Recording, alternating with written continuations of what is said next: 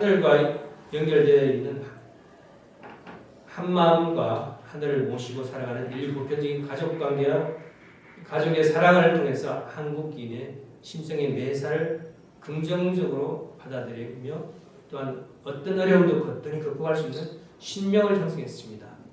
이렇게 한민족 의사 속에서 하늘을 모시는 교회 문화, 그리고 가정 문화, 그리고 가족의 사랑을 통해서 어려움을 극복하고 불가능을 가능하게 하는 힘을 발현시켜내는 민족성을 형성했던 것입니다.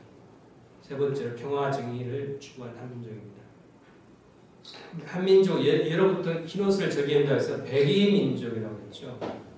중국 고대 사설 기록에 보면 한민족은 하늘의 제사 지냄자가 하늘을 모시는 제천 사상의 영향을 받아가지고 태양의 빛과 가까운 흰색을 수사하고 흰옷을 즐겨 입었다라고 했습니다. 그리고 한민족이 하늘 앞에 제사장 같은 입장에서 준비된 민족이었다는 것을 보여주는 것이고요. 그리고 고대로부터 절제의 미학을 바탕으로 자연 그대로 순수한 상태, 꾸미지 않은 그대로의 흰옷을 즐겨 입으면서 순수와 평안을 사랑했습니다. 그리고 한민족의 종교 신과 결격성 흰옷을 좋아하는 습관을 만들고 그게 전통이 되었습니다. 그래서 일제강점기에도 이런 민족성을 없애고자 했던 흰옷을 입은 사람한테는 행정상 불이익을 주거나 관공서의 출입을 금지시키는 그런 강압적으로 금지시키는 일이 있었는데 그럼에도 불구하고 그의 한가하는 입장으로 더 흰옷을 입기도 했다고 합니다. 이렇게 정결과 결백, 천손의 선민의식, 외세에 대한 저항 정신 등이 담긴 백의 문화는 한민족의 소중한 유산이었던 것입니다. 그 다음에 한글이죠.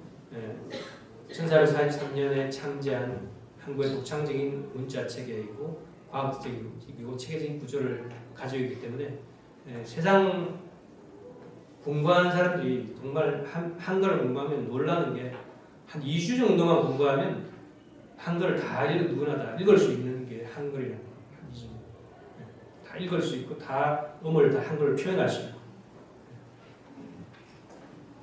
그리고 그때는 한자가 있었는데도 불구하고 양반과 식자층이 다 쓰고 있었는데도 불구하고 그러면서 세종대왕은 일반 백성들이 문자를 몰라가지고 아주 답답하고 어려운 일이 많이 있었기 때문에 그런 일반 백성들을 위해 가지고 백성을 위하는 마음으로 사랑하는 마음으로 한글을 만들었다. 이런 취지를 가지고 이렇게 글자를 만드는 나라가 한글밖에 없다는 것입니다. 그 민족이 그 애민 정신이 담겨 있는 것이 바로 한글이라는 거죠.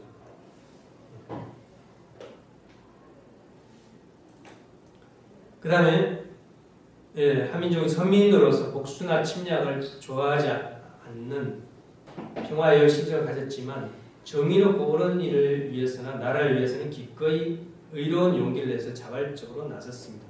고려시대에 삼별초도 있었고 조선시대 임진왜란 때도 정규 군인뿐만 아니고 성병들이 수산대사, 의상 사명대사 그런 분들이 전에도 한 말씀드렸죠. 그때 일본에서 쳐들어와가지고 쫙 밀고 왔죠. 이런 뭐더라? 조총을 가지고 와가지고 완전히 밀고 올라갔죠. 일본에서는 어떤 지역을 점령하고 있으면 그 지역에 다이묘랄까 영주 그 지역의 영주만 딱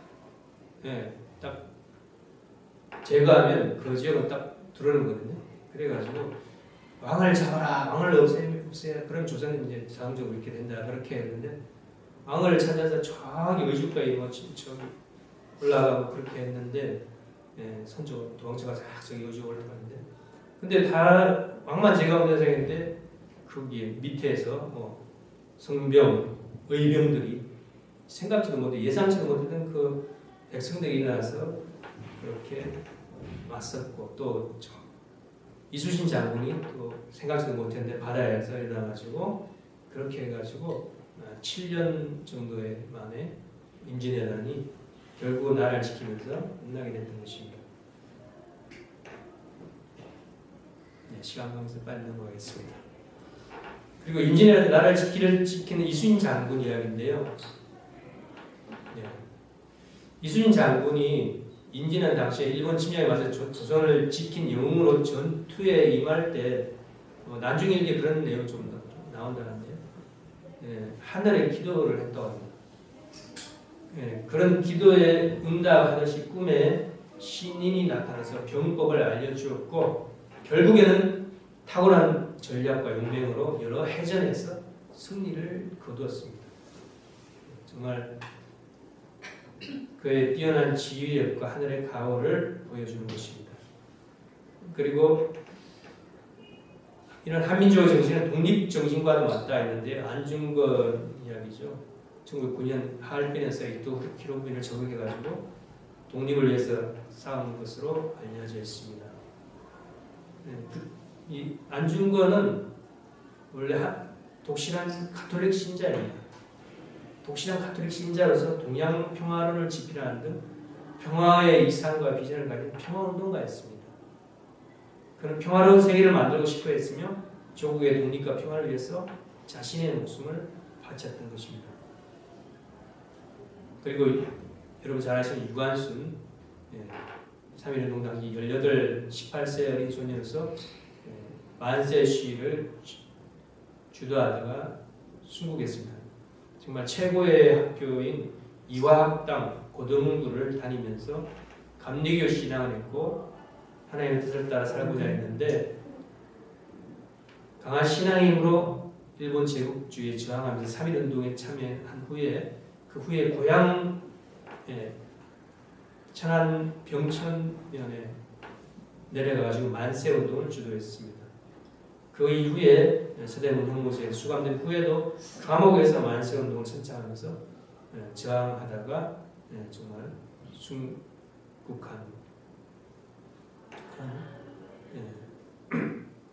유관순의 용기와 희생은 정신적 유산으로도 계속 이어져 내려왔고 유관순이 그런 정신의 목숨을 바쳐서 1919년에 그렇게 저항했기 때문에 한국이 없어진 것이 아니고 3.1운동을 통해서 우리나라가 그래도 존재한다는 것을 대외적으로 보여줄 수 있었고 또 그런 조건으로 인해 가지고